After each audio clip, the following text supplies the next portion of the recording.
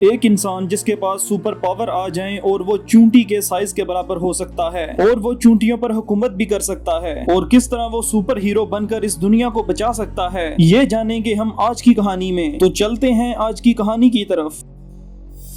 कहानी के आगाज में हमें 1989 का टाइम दिखाया जाता है, जहां एक कंपनी के अंदर कुछ साइंटिस्ट मौजूद थे। वहां पर दिखाया जाता है कि एक साइंटिस्ट एक ऐसा केमिकल बनाता है जो इंसानों के अंदर चेंजेस ला सकता है, लेकिन दूसरे साइंटिस्ट उससे वो हासिल करना चाहते थे। और फिर हमें प्रेजेंट का वक्त दिखाया जाता है, जहाँ उस साइंटिस्ट ने एक अपनी कंपनी बना ली थी और उसकी एक बेटी भी थी। साइंटिस्ट की बेटी और उसका कुलीग उस कंपनी के अंदर मिलकर काम किया करते थे। वो उस कंपनी के अंदर एक छोटा सा सुपर हीरो सूट बनाते हैं और उन्होंने उसको एंटमैन का नाम दिया था और उस ड्रेस को किसी भी वार के अंदर यूज किया जा सकता था। लेकिन साइंटिस्ट का वो कुलीग उसको धोखा देना चाहता था और वो उस सूट को चुरा कर किसी प्राइवेट कंपनी को बेचना चाहता था। और फिर हमें एक आदमी दिखाया जाता है जिसका नाम स्कॉट था और वो एक जेल से रिहा हो रहा था क्योंकि वो एक चोरी के केस में जेल में था। स्कॉट अपनी बेटी से मिलने अपने घर जाता है तो उसे पता चलता है कि उसकी वाइफ ने दूसरी शादी कर ली थी और फिर वो जॉब ढूंढने के लिए निकल पड़ता है, लेकिन कोई भी उसे क्रिमिनल रिकॉर्ड की वजह से जॉब नहीं देता। और फिर उसके बाद स्कॉट अपने दोस्त के घर चला जाता है। इस तरह वो दोनों मिलकर दोबारा से चोरी करने का एक प्लान बनाते हैं। इस तरह वो चोरी करने के लिए उस घर के अंदर पहुंच जाते हैं। स्कॉट जैसे ही तिजोरी का दरवाजा तोड़ता है तो उसे अंदर कुछ भी नहीं मिलता, बस उसके अंदर एक सूट पड़ा हुआ था। स्कॉट अपने दोस्तों को कहता है कि ये तिजोरी तो खाली है। फिर वो उस सूट को पकड़ता है और वहां से फरार हो जाता है, लेकिन स्कॉट की बदकिस्मती थी कि पुलिस उसे पकड़ लेती है। और फिर उसे जब इन्वेस्टिगेशन के लिए ले जाया जाता है तो साइंटिस्ट वहां मौजूद था। साइंटिस्ट उसे कहता है कि तुम परेशान मत हो, ये हमारा एक ट्रायल था क्योंकि हम तुम जैसे ही एक काबिल इंसान को ढूंढ रहे थे। तुमने जो सूट चुराया है वो कोई आम सूट नहीं है, बल्कि तुम उस सूट से एक सुपर हीरो बन सकते हो। लेकिन स्कॉट को ये बातें समझ नहीं आती।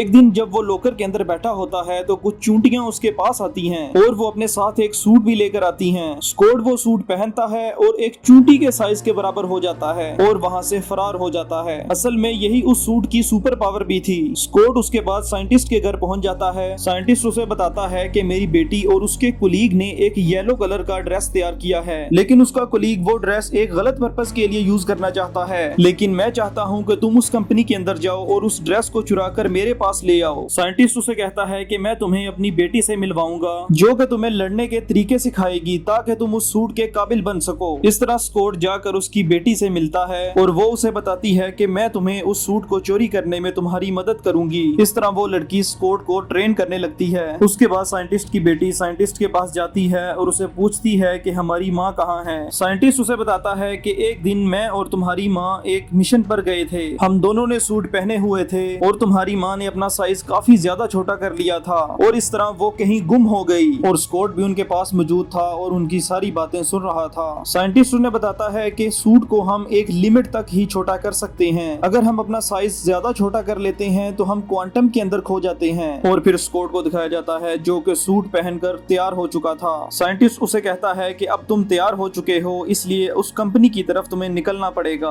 और फिर दिखाया जाता है कि एंटमैन चूंटियों की मदद से उस कंपनी की तरफ निकल पड़ता है। दूसरी तरफ साइंटिस्ट की बेटी के कुलीग को दिखाया जाता है जो कि किसी दूसरी कंपनी से मिला हुआ था और वो उनको वो सूट बेचना चाहता था। वो येलो सूट एक मशीन के अंदर रखा गया था, लेकिन एंटमैन अपनी चूंटियों की मदद से वहां पहुंच जाता है और मशीनों को तबाह करने लगता है। इस तरह एंटमैन उस मशीन के अंदर घुस जाता है और अपना साइज छोटा करते हुए उस बॉक्स के अंदर चला जाता है। लेकिन साइंटिस्ट के उस कुलीग को भी पता चल जाता है और वो उसे पकड़ लेता है। साइंटिस्ट का कुलीग उसे कहता है कि मैं जानता था कि तुम लोग इस सूट को चोरी करने के लिए जरूर आओगे। साइंटिस्ट और उसकी बेटी भी उसी कंपनी के अंदर मौजूद थे और उनका कुलीग उन्हें पकड़ लेता है। स्कॉट को यह देखकर काफी गुस्सा आता है और वो अपना साइज को छोटा बड़ा करने लगता है और उस मशीन को तोड़कर बाहर आ जाता है और फिर उस कंपनी के अंदर ब्लास्ट होने लगते हैं। स्कॉट का दोस्त भी वहां मौजूद था और वो साइंटिस्ट और उसकी बेटी को बचाकर बाहर ले आता है और वो कंपनी भी पूरी तरह से तबाह हो जाती है। और साइंटिस्ट का कुलीग भी अपना सूट लेकर हेलीकॉप्टर की मदद से वहां से फरार होने में कामयाब हो चुका था। इस तरह एंटमैन भी उस हेलीकॉप्टर के अंदर पहुंच जाता है। साइंटिस्ट का कुलीग वो सूट पहन लेता है। इस तरह एंटमैन और उस कुलीग के दरमियान लड़ाई होने लगती है और इस तरह वो लड़ते हुए हेलीकॉप्टर से जमीन पर आ गिरते हैं। और फिर दिखाया जाता है स्कॉट अपना साइज बहुत ज्यादा ज्यादा छोटा कर लेता है और उसके सूट के अंदर चला जाता है और उसके सूट को अंदर से तबाह कर देता है। इसी दौरान आंटमैन अपना साइज काफी ज्यादा छोटा कर चुका था। इस तरह वो क्वांटम के अंदर चला जाता है। वो समझ रहा था कि अब वो वहां से नहीं निकल सकेगा और फिर इसी दौरान वो एक नीले कलर का एक कैप्सूल देखता है। वो उस कैप्सूल को अपने सूट के अंदर फिक्स करता है और बटन दबाते ही दोबारा से इस दुनिया के अंदर आ जाता है। और फिर दिखाया जाता है कि साइंटिस्ट और स्कॉट की मुलाकात होती है। साइंटिस्ट उसे पूछता है कि तुम क्वांटम से वापस कैसे आ गए, और मुझे लगता है कि मैं अब अपनी बीवी को भी वापस ला सकता हूँ। ये सुनकर साइंटिस्ट की बेटी भी काफी ज्यादा खुश हो जाती है। और फिर साइंटिस्ट को दिखाया जाता है जो कि अपनी बेटी को एक रूम के अंदर लेकर जाता है, जहाँ वो एक लॉकर को खोलता है। वहाँ पर एक फीमेल वेस्प का सूट मौजूद था। साइंटिस्ट उसे कहता है कि ये मेरी एक नई इन्वेंशन है